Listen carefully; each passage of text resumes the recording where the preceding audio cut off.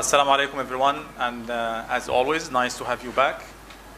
Today we'll do Augustan poetry, and we have a surprise because there are two women poets today to talk about, and at the same time we have two of your classmates here doing presentations, which is always an amazing thing. So let's see the presentations and then go back to the Augustan Age.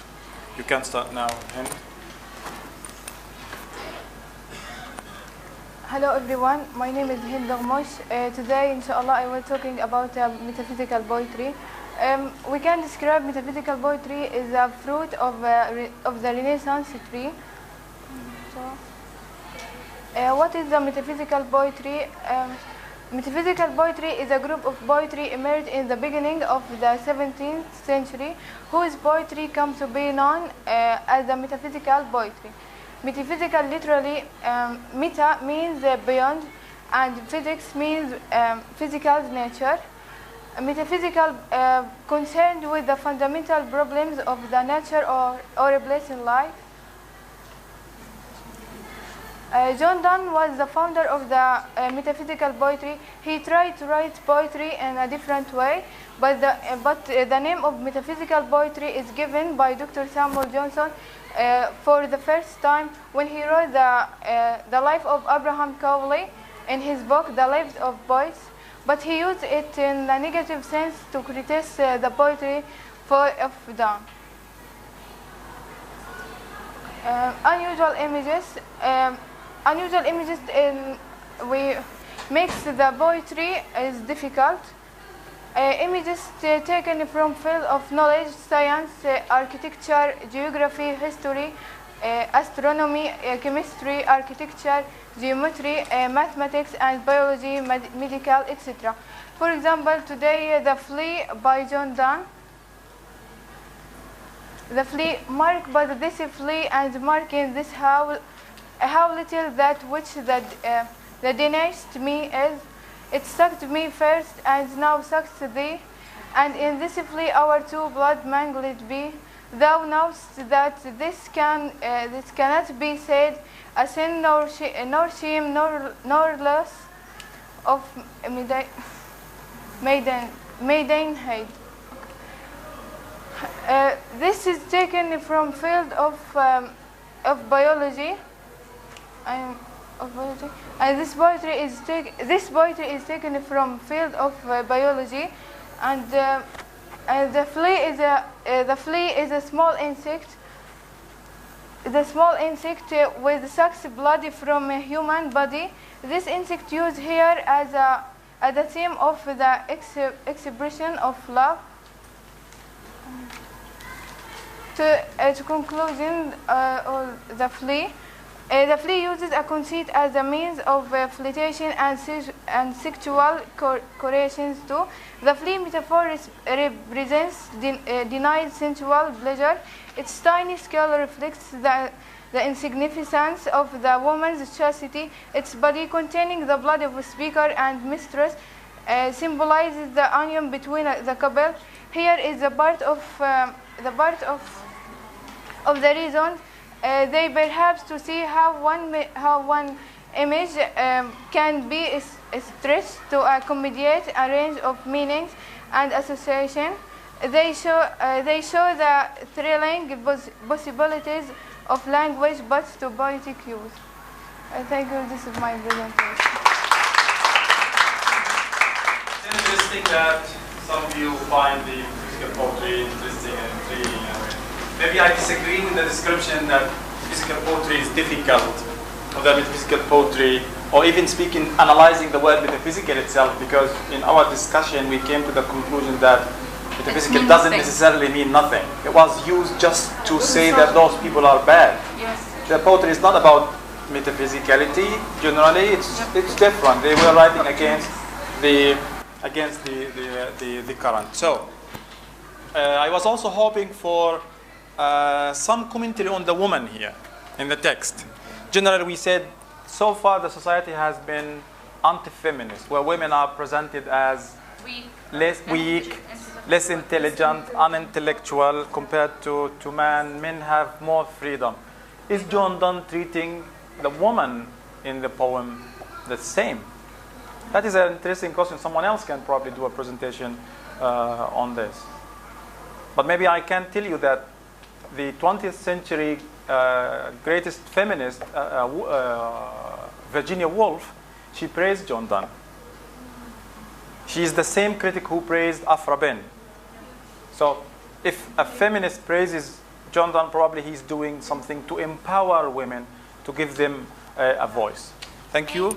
Thank you. Yeah, please. Maybe he's trying to be different and be with women, not to be against women like other poets. And this is something new. This is something experimental. People were not used to women having a voice. Because in this poem, when the poet is telling his beloved that you and me and the flea are one, in this crazy, it's in a way similar to the guy who told, actually we'll study this, someone who wants to deceive the woman to trick her, to take her money. Here, in a way, he wants to take something else. But the poet is saying, we are the same. And the woman is not tricked. He doesn't deceive her. Because what does she do? She kills the flea. She acts. She acts. She takes action, exactly. So he's telling her, because listen, when we speak about three, we speak about Trinity, in Christianity. So he's telling her this is a sacred creature now because it has the blood of three. It's like Jesus Christ, God, and everything. She's like, she kills the flea. This simply an act of action. The woman might not speak here, but she takes action. She does the most significant thing in the poem. And this is generally what a woman does in John Donne. Next, we have Haneen with another presentation. Hello everyone, my name is Haneen. Today I will talk about satire. So firstly, what is satire?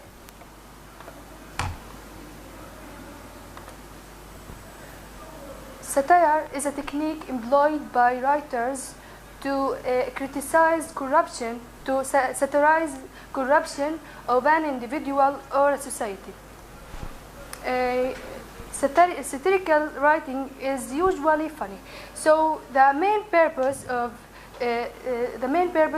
satire is not to humor, but to criticize corruption. There are 4 techniques to produce satire. The first one is reversal, when normal rules or order are reversed. The second one is parody. Parody is a humorous and exaggerated imitation.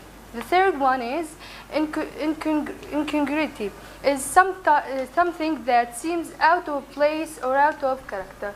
The last one is exaggeration, is giving an impression that something is greater or larger than it really is. So using humor is more effective than if you want to say this is wrong. But if you use humor, this is something will be more effective than if you say this is wrong. So this is an extract by John Wilmot. Who can read it?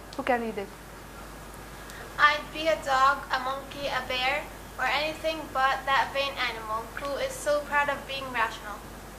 Yes, this is satire in general.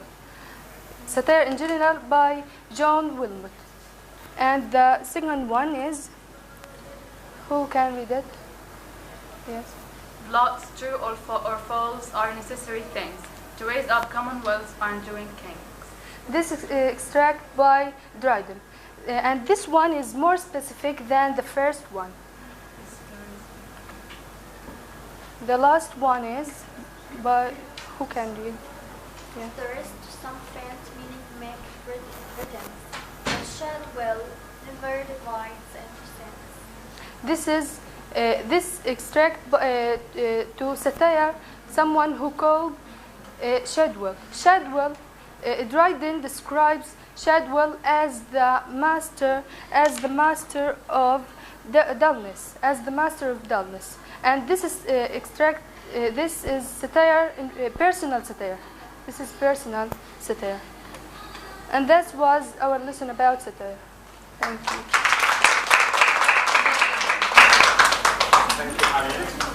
Thank you very good. Anyone has a question? Thank you. When you do presentations, can you try to bring texts from outside the course so we can learn extra things? This is the one significant thing about the presentation. So we want to see what you do with extra texts, with texts from outside the course. Okay? So it would be a lot better, but this is really interesting. I like that you like satire, and you also mentioned parody and stuff we'll talk about in a bit. So let's go back to our class. The Augustan Age is actually generally named the Augustan Age because the rules of poetry followed by major critics like Samuel Johnson and Alexander Pope. But before I speak about Augustan poetry, Alexander Pope, Mary Montague, and Mary Liber, I want to say something about parody. We spoke about parody last time, remember? And even when Haneen mentioned parodies, she said some humorous, exaggerated imitation. When you open most dictionaries, they will always mention the word comic or humorous or funny, a funny imitation of something, a funny representation of something that already existed, whether it is a person or a book. However, I believe that this is not accurate. This is not 100% what parody does. Again, look at me. Why are you turning the pages? Is there something? Okay, so today, again, before I go to Augustan poetry, I want to say something about parody. And I have to say it again, pay attention please. Generally, most books tell you that parody is funny, comic, a humorous imitation of something. Yes, parody imitates it because the word parody means to copy or to imitate. Now, is it always funny? Is it always humorous? Is it always less serious? This is what my point now. I think no, it's not, because sometimes it could hurt people's feelings. So because if you're making fun of, is it only about hurting feelings? No, but that is one thing. It's about criticism. It's about, in my opinion, parody is about change. Why would I parody somebody? Because yes, I want to make fun of them, but sometimes I don't want to make fun of them. It's not funny. Sometimes it's tragic. So I want to criticize them, to show their weaknesses, to show their vices, to show their corruption, by imitating them in a way that makes people pay attention. My point is, generally, if this is the English canon, listen to this. If this is the English canon, you know the English canon, the bulk of the most important, most anthologized literary works, where the mainstream critics and writers like reside most of the time. So if this is the canon, this is the bulk, this is the core. Some people live here in the margin, you know, the margin and hamish. Some people are marginalized. They are known, they're famous, but they're usually not mentioned and studied and researched. So they're pushed by critics to the margins of the society, of the canon. But some poets, we say, were kicked even outside. They're not in the margin or on the margin. They are here, outside. We mentioned Donne, for example. Johnson criticized him. Dryden. 50 years later, Dryden criticized him. Almost 100 years later, Johnson criticized him. And then even after his death, many people were threatened by people who would write differently. Afrabin was also considered to be of less importance. And Mary Manley also was considered scandalous and objectionable and controversial in many ways. So people here, outside the canon, sometimes want to challenge, right? To engage in dialogue.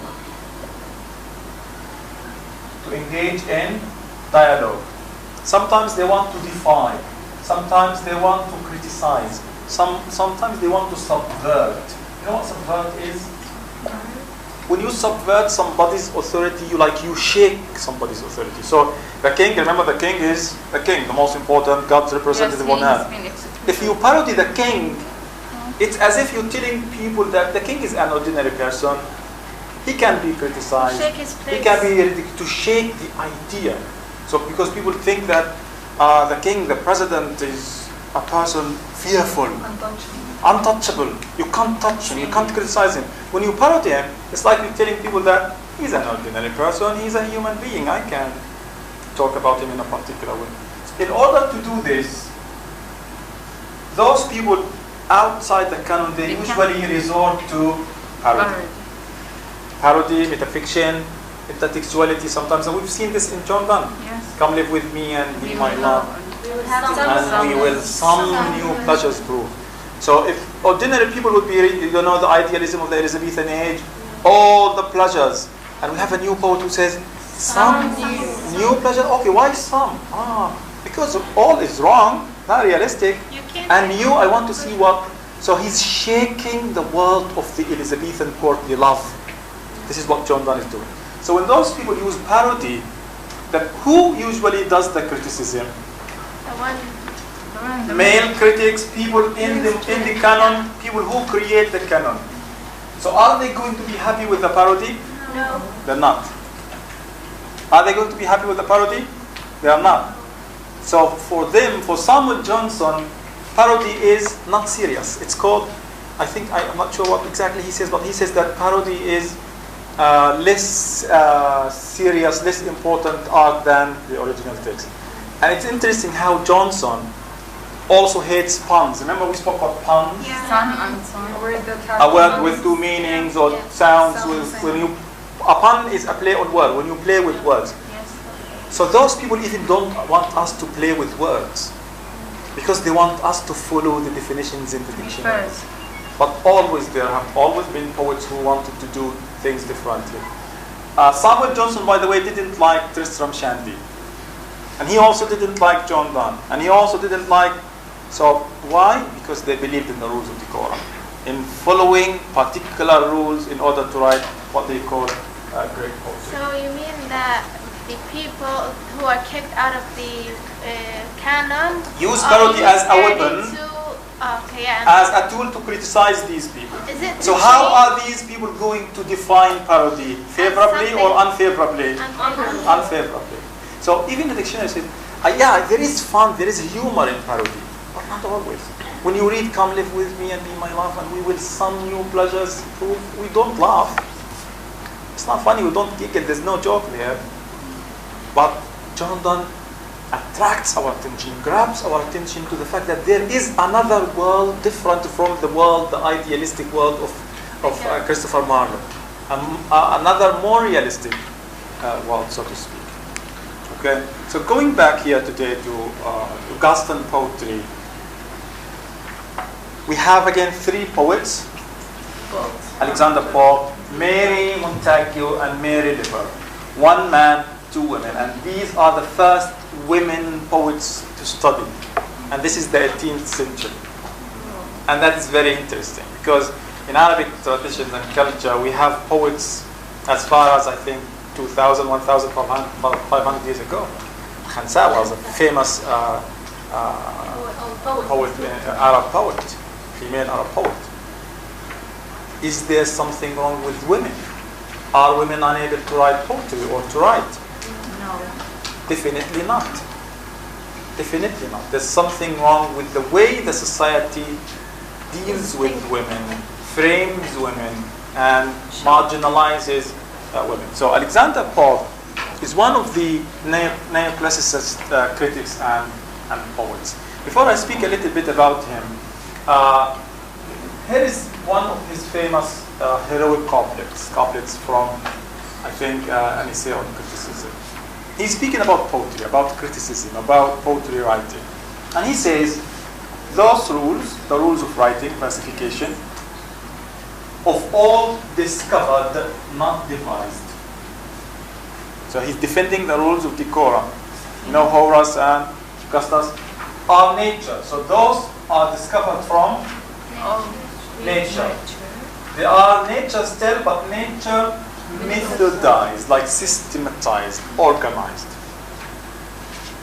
This is something like the likes of John Donne would disagree with, because he's saying the rules, and this is strange, the rules of poetry were not invented by anybody.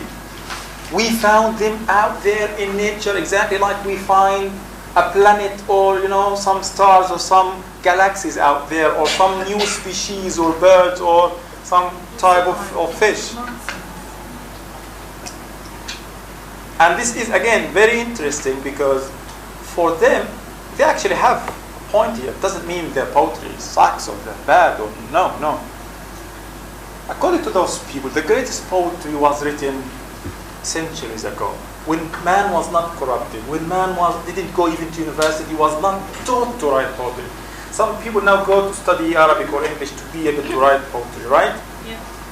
But those people didn't learn poetry from anybody. In a way, they were inspired. For those critics, this inspiration could be from nature or from God. So God teaches you how to write poetry, and nature teaches you how to write poetry. When you look at nature, you find everything symmetrical, everything organized. Look at the palm tree, for example. Look at the trees or things, at the birds. Look at them, how they are shaped and in a way, symmetrical. You know what symmetrical? Everything is balanced, everything is organized.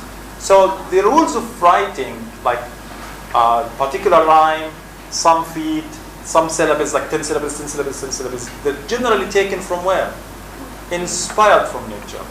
So they are not devised by anybody, they were discovered from nature. If you count the syllables here, you'll find it. I think I can bring you 1,000 lines by Alexander Pope, and all will be 5 feet, 5 feet, 5 feet, 5 feet. Strict about following the rules. And this is a couplet. Why is this a couplet? They have the same. When we speak about Alexander Pope, we usually speak about the heroic couplet. And a heroic couplet is basically a couplet. Like when you define a paragraph, you're studying writing now. A paragraph is a group of related sentences about one idea. So a couplet is 2 rhyming lines, Talk about one idea. 10 syllables, one idea. 10 syllables or 5 feet, one idea. So Alexander Pope was one of the major poets who followed the rules of decorum. They were adopted during the Augustan Age from the Roman poet and critic whose name is Horace. Also, Horace did not invent the rules. He studied poetry and came up with the rules of poetry writing. Were the rules different from the other rules? What rules? You know, we took the old rules of the Quran were similar. Dryden, Samuel Johnson, Alexander Pope, and those poets were inspired by Horace, who was inspired by Homer and those poets. So they were imitating. Many of those people believe good poetry is good imitation, to imitate nature, because nature has everything there for us. Something that John Donne, for example, didn't like and he wanted to change. He wrote several poems. We'll see 2 or 3 of them. One interesting poem by Alexander Pope is called An Essay on Man. You know essay? You write an essay. Yeah, an article. An essay is generally in prose. But he was fascinated with poetry, obsessed with poetry. This is not prose, this is poetry. This is verse. And be careful, this could be a new exam. So if I tell you, a little learning is a dangerous thing, drink deep or taste not the Pyrenean spring, is a couplet, a heroic couplet by Alexander Pope from his article, An Essay on Criticism. Everything is fine with the sentence except the fact that this is not an article, it's a poem. So don't be tricked by the name. So what does he say here? He teaches poets, he preaches his ideology and what poetry should be about. Remember, for the rules of decorum, literature has to teach and delight. When you read a poem, you have to learn something new, a wisdom, a moral lesson. So a little learning is a dangerous thing. Have you ever heard of this before? Yeah. It's an English proverb, by the way. It's a wisdom. A little knowledge is a dangerous thing. If you know a little thing, if you read only, we have this type of people all the time. People who read 2 books and they think they are knowledgeable and well read. Or people who read like the introductions to 100 pages and they will be.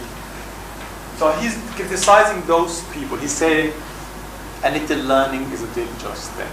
You either learn a lot or better not to learn. Because if you don't learn, generally you might admit that you are uneducated, illiterate. But if you read 2 books and you think you are a poet or a writer or a political analyst, your analysis and everything might not be good or something. So what is his advice? Drink deep or taste not the Pyrenean spring. You know what does spring mean here? Pyrenean is, I'll explain it, but what does spring mean here? The full knowledge? No, don't read what is written in the book. It's not correct. Maybe the full knowledge? Spring, the word spring. Like spring, like summer and spring.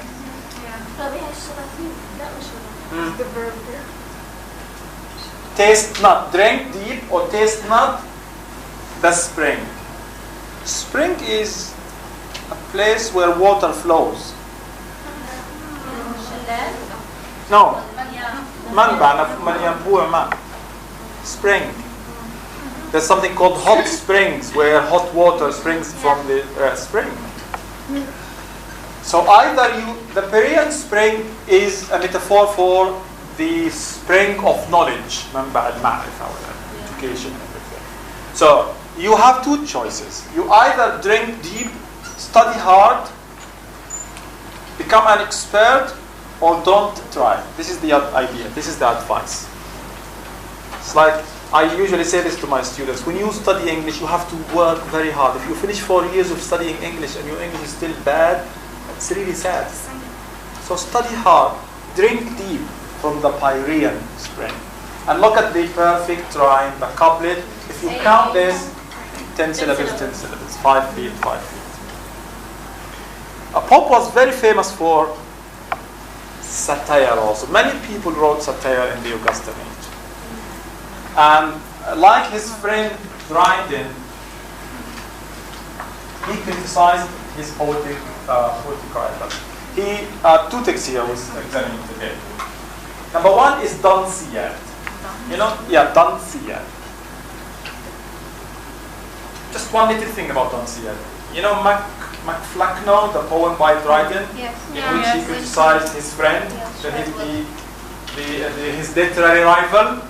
It's the same. In this poem, there is satire and attack on the dullness of his literary rivals. But remember, it doesn't necessarily mean that his rivals are bad or dull. It means that Alexander Pope does not like him. Because he said the craziest thing about John Donne. He has no imagination. Yeah.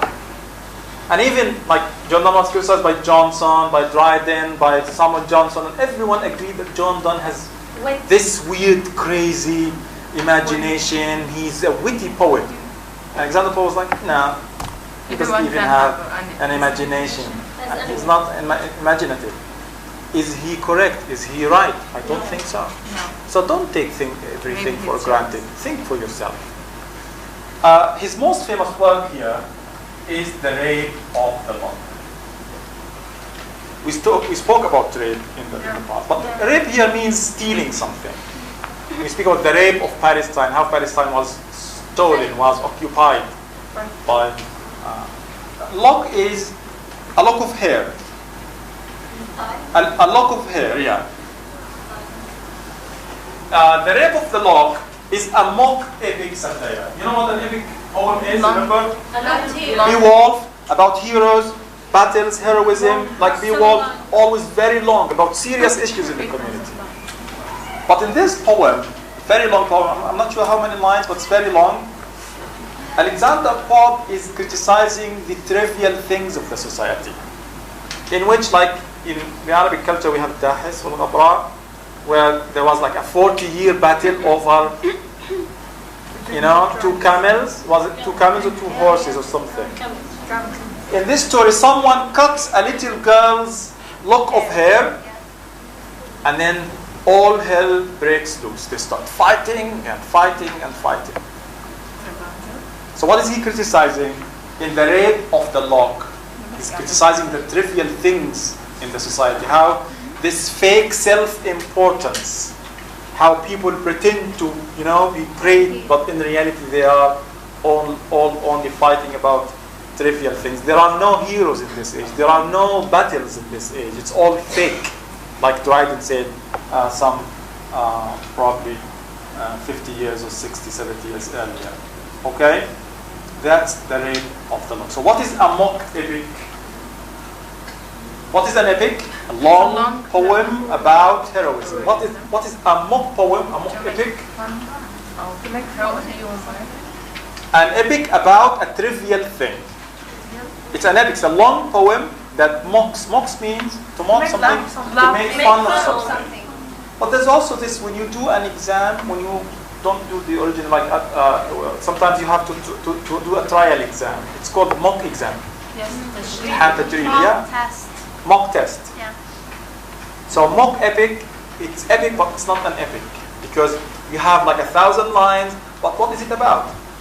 It's someone praising his mouse device, or someone, you know, fighting, killing many people because they stole his marker, or about a trivial thing. We have this in Gaza here. We have a lot of people who would fight and do horrible things only because someone did something trivial and stupid. Yes. And that's satire. This is an interesting poem to read about. Let's move to the more interesting poems or poets of today. Number 1 is Mary. Lady. Actually, she's a lady. She was the wife of, I think, the British ambassador to Turkey. Her name is Mary Montagu. Lady Mary Montagu. We already had a Mary before. Mary Manley. Mary Manley. So we have Afra Ben, Mary Manley, and now Mary Montagu. She was also a satirist. She was also a poet. It is said here, it says in the book, that she was a friend of Pope, but later on she became his enemy. I don't know why. Sounds interesting. But it's also interesting that Alexander Pope is a friend of the wife of the ambassador. So this is generally what poets did in this age. They wanted to be close to the royalties, to the court, to the people in power. In one of her poems, in a letter, she told Pope that satire should like a polished razor key. What's a razor? When men shave their beard, so they use razors, like very sharp, like a sharp knife. Yes. Like a razor, keen, like sharp. Satire should be sharp like a razor. This is called a simile. Using as or like. It's a metaphor, but it uses like or as. Satire is like a razor, sharp. Wound is a verb here. It should wound with a touch that's scarcely felt or seen. That is scarce, it's barely, you don't feel it, you shouldn't feel it. In a way, she is saying that satire has to be subtle and indirect. Yes. Implicit. If you read it, you don't think, is she criticizing me, or what is she saying here? And this is something that comes from a woman. In a way, if you read this text, if I didn't tell you this was written by a woman, you can't tell. Can you tell this was written by a woman? No. She didn't use words. No. Which proves the idea that women can write poetry like men, exactly. There was this novelist 10 years ago who said, I read the first paragraph in a novel and I can't tell whether the writer is a woman or a man. And there was an uproar. Everyone's like, what? Come on. There are similarities, there are differences, but if you say women don't write as well as women, no, that's not true. Everyone has his or her own way and style. And finally today, another Mary. So 3 Marys and 1 Afra. Mary Leper was also a famous poet who sadly died at the age of 24. How did she become famous? Because, and she still became famous for some time. Maybe she became famous after her death. Generally, yes. Her poems were published posthumously. This is a good word to know. You know, post means after. Post-exam, post-test, after. Pre-reading, post-reading. Posthumously, like John Donne, his poetry was mostly published after his death. You can say after his death or her death, but when you use the word posthumously, you sound, like a sophisticated person who knows big words. Yeah? Listen, the book says she was influenced by Paul. And my question is, do you agree or do you disagree? She was influenced by, the book says, Mary Leper was influenced by Alexander Pope. I want you to read this stanza, extract from a poem by Mary Leper, and tell me whether you see similarities or see influence by Alexander Pope or not. I'll give you 1 minute.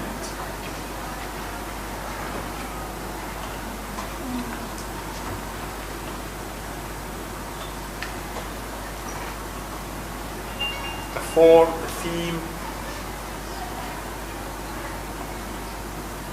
The speaker is a man, by the way, but the author, the poet, is a woman.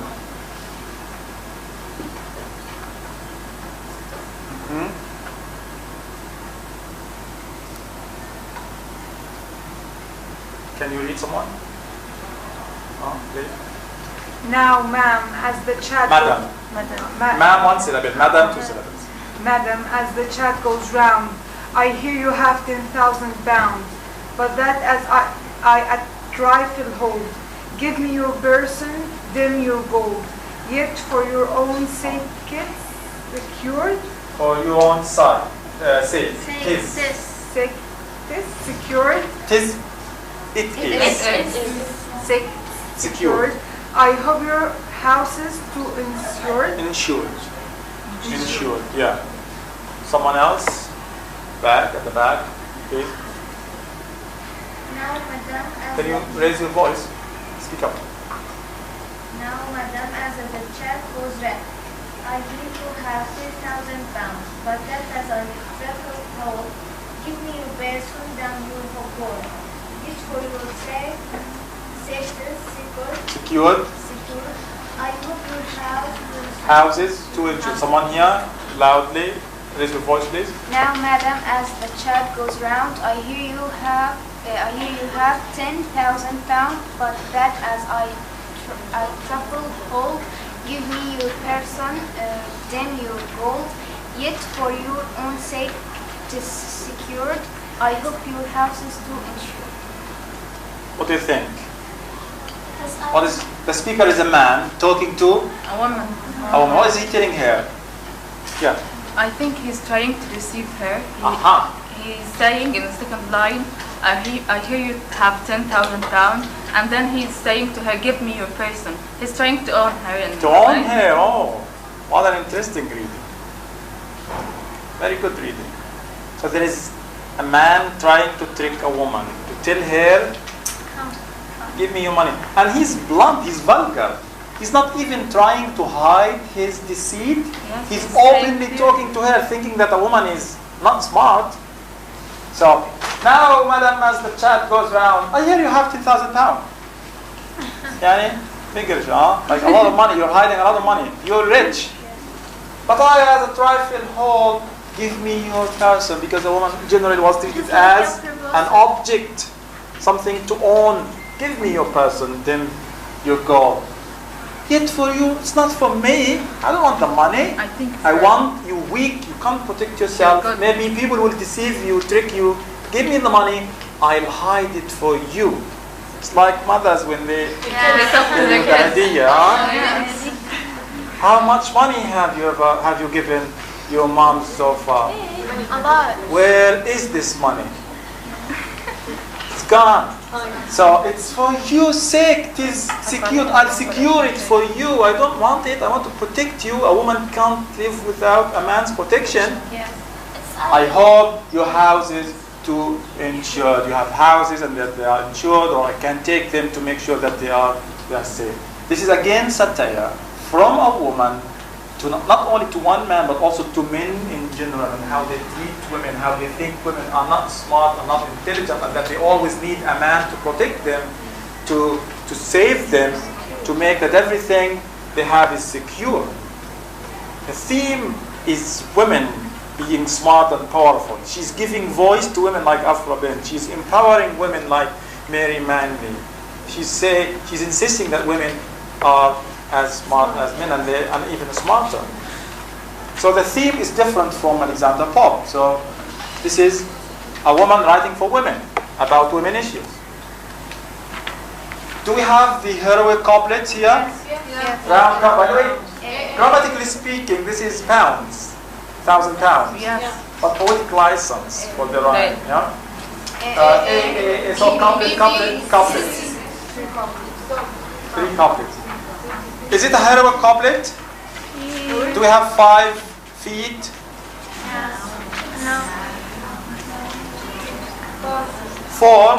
4. 4, it's all 4. So she's not following, if she is influenced by Alexander Pope, she's not following him 100%. What is the conclusion here? Women have always written excellent literature. If they were published later on, it wasn't their fault. There must have been poets earlier, probably during Shakespeare, after, even before, 1,000 years. But usually the society would ignore them, would neglect them. 1, because they are women. 2, because generally women, like we've seen here, are harsh criticals of men in general and male superiority. So here, generally when we speak about the woman, how they explore new ideas, how they satirize and criticize and attack men all the time, and most importantly, how they would usually be critical of male superiority, fake male superiority in the society. And perhaps that's a conclusion. That is one reason why, not because they were writing bad poetry, not because they're not good poets, but because the male critics ignored them altogether for their critical poetry. Please. I want to add a comment. We said that in Old English, mainly most poets were religious or heroic because they wrote them. The monks chose to write them. So we can say that women wrote poetry from a long time, but they did not write it, so did not have it now. Yeah, probably yes. They didn't want to show it to their parents or family or anybody, because remember, during Shakespeare, women were not allowed to perform on stage. That's why we'll speak later on at the end of this course about Virginia Woolf, the feminist critic, who said a woman has to have dependence on herself. A room of one's own. There's an article called A Room of One's Own. It could be stupid, the idea, but she says you have to have your own freedom and privacy and independence. If you have your own room, if you share a room with your brothers or sisters, sometimes you're going to hide your talent. If you write poetry, you're going to hide it, because if somebody sees it, it's going, he writes poetry, she thinks he's a poet, and then they're going to destroy you for life. But if you have your own room, which symbolizes freedom and independence and privacy, you can do the talent you like. You can grow, you can develop. I'll stop here, and if you have any question, you're free to ask.